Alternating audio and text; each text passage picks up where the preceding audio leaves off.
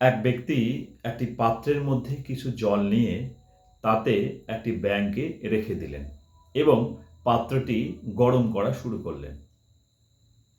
জল গরম হওয়ার সাথে সাথে ব্যাঙটিও তার শরীরের তাপমাত্রা বৃদ্ধি করা শুরু করে একটা সহনীয় পর্যায়ে নিয়ে আসতে থাকলো।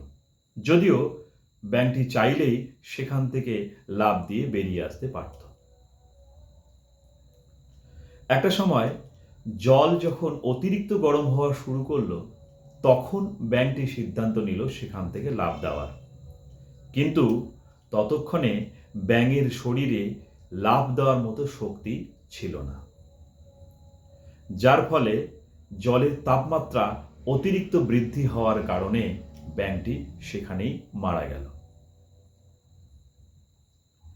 এখন যদি প্রশ্ন করা হয় যে ব্যাঙটি কিভাবে বা কি কারণে মারা গেল, আমাদের অধিকাংশেরই উত্তর হবে যে জল গরম হওয়ার কারণেই ব্যাঙটির মৃত্যু হয়েছে।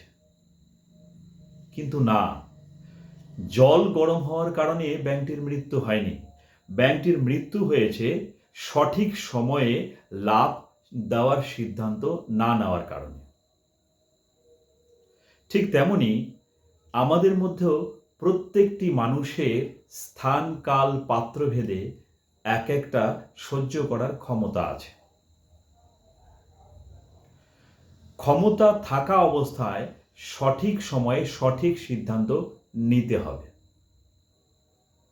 আবেগ, ভালোবাসার বশবর্তী হয়ে দেরিতে সিদ্ধান্ত না নিয়ে সঠিক সময়ে সঠিক সিদ্ধান্ত নেওয়াই বুদ্ধিমানের কাজ।